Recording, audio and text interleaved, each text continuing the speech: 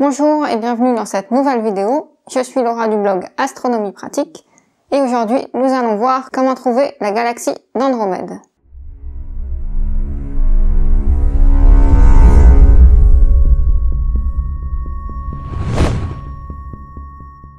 La galaxie d'Andromède est la galaxie la plus connue.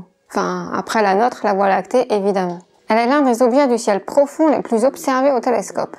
Si vous ne savez pas ce que signifie le terme ciel profond, j'ai écrit un article sur le blog sur tout ce qui est possible d'observer à travers un télescope et je vous laisse le lien sous la vidéo. Andromède, également nommée M31 par les astronomes, est facilement observable même avec un petit télescope. Cela en fait donc une cible de choix lorsque l'on débute l'astronomie. Mais comme vous l'avez lu dans le titre, la galaxie d'Andromède est en fait même observable à l'œil nu. Ou avec des jumelles, c'est encore mieux. Et c'est d'ailleurs l'objet le plus lointain que l'on puisse observer sans instrument. Mais avant de vous expliquer comment on l'a trouvé, une petite présentation s'impose.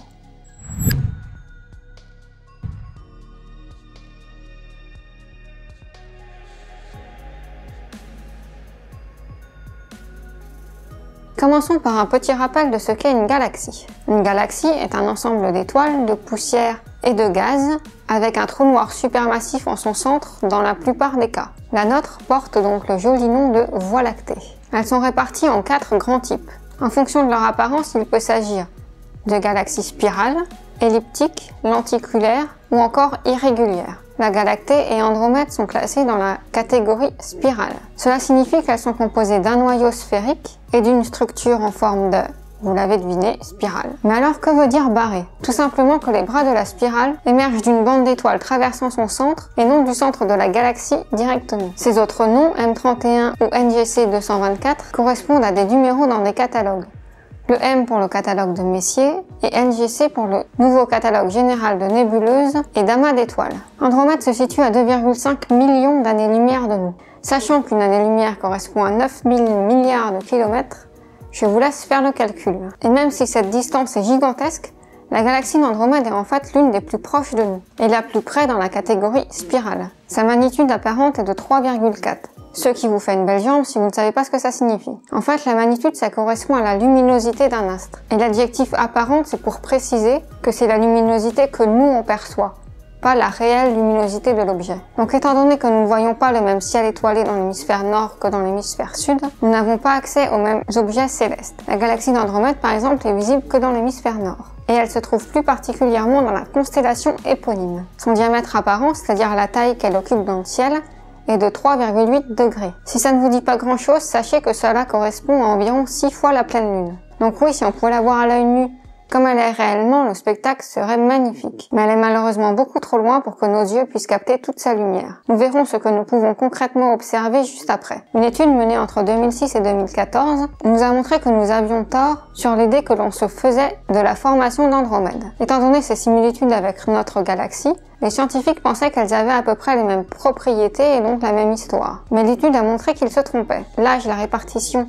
et le mouvement des étoiles de la galaxie d'Andromède sont en réalité très différents de la nôtre. Et donc pour essayer d'expliquer cette différence, les scientifiques ont dû créer de nouveaux modèles. Pour cela, ils ont réalisé des simulations numériques. Celles-ci montrent la collision de deux galaxies qui auraient fusionné il y a 3 milliards d'années. Et c'est ce qui aurait formé la galaxie d'Andromède comme nous la connaissons actuellement. Si la galaxie d'Andromède est née d'une collision entre deux galaxies, son futur sera tout aussi violent. Et cette fois, nous serons aux premières loges. Et oui, c'est avec notre propre galaxie que la collision devrait avoir lieu d'ici 3 milliards d'années. Oui, heureusement, nous avons le temps. Mais les deux galaxies se rapprochent doucement mais sûrement. Enfin, doucement, c'est quand même à 430 000 km/h. Avant de vous expliquer comment trouver la galaxie, pour que vous soyez pas déçus, il faut que je vous explique un peu à quoi vous attendre lorsque vous la verrez. Voilà, c'est maintenant que je dois casser tous vos espoirs.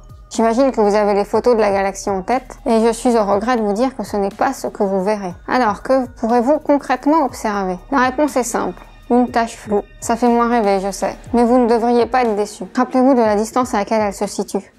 Selon moi, pouvoir la voir est déjà magnifique. Je trouve toujours ça émouvant de me dire que ces quelques rayons de lumière ont voyagé 2,5 millions d'années-lumière pour arriver jusqu'à mes yeux. Sur cette photo, c'est à peu près ce que vous pouvez observer à travers un bon télescope. À l'œil nu, vous vous rapprocherez plus de la petite tache que vous voyez en dessous d'Andromède. Il s'agit d'une autre galaxie. J'espère ne pas vous avoir fait perdre l'envie de l'observer. Je vous assure que malgré ça, elle vaut vraiment le coup d'œil. Puis vous verrez, En plus de ça, vous aurez la satisfaction de l'avoir trouvée par vous-même. Vous êtes prêt à la voir de vos propres yeux? Alors c'est parti pour apprendre à la trouver. Pour pouvoir observer cette magnifique galaxie spirale, vous aurez déjà besoin d'un ciel très sombre, donc n'espérez même pas la voir en ville. Vos yeux devront également s'être habitués à la pénombre. Idéalement, c'est après 30 minutes dans l'obscurité que vous verrez le mieux. Les étapes pour la trouver sont assez simples. Nous allons avoir besoin de la constellation de Pégase et d'Andromède. Et c'est donc là qu'intervient la vidéo d'hier dans laquelle je vous expliquais comment les trouver. Je vais donc pas recommencer les explications ici, il vous suffit d'aller regarder cette vidéo si vous ne l'avez pas vue. Je vous mettrai le lien directement dans la description. Donc vous vous souvenez, Andromède et Pégase forment une grande casserole, un peu comme la grande ours, mais en encore plus grand. Pégase, c'est le récipient, et Andromède, c'est le manche. Nous allons donc partir de l'étoile en haut à gauche de Pégase, donc du grand carré. Puis vous allez sur la première étoile du manche à gauche, et la seconde encore à gauche. À partir de là, en montant, vous trouverez une étoile plus brillante que les autres, puis une deuxième. Vous êtes maintenant tout près de la galaxie d'Andromède. Elle se situe en fait juste en haut à droite de cette étoile. Petite astuce, vous la distinguerez mieux si vous observez un peu à côté et pas directement à cet endroit-là. Et voilà, vous savez maintenant repérer la galaxie d'Andromède. Comme je vous l'avais dit, c'est pas très compliqué. Enfin, en réalité, il faut vraiment avoir un ciel bien sombre et les yeux bien habitués à l'obscurité pour pouvoir la voir. En complément, vous pouvez télécharger gratuitement le guide d'observation des constellations que je vous laisse sous la vidéo. Il vous permettra d'apprendre à repérer 17 constellations connues. Et pour repérer la galaxie d'Andromède, le mieux c'est de garder la tête dans les étoiles.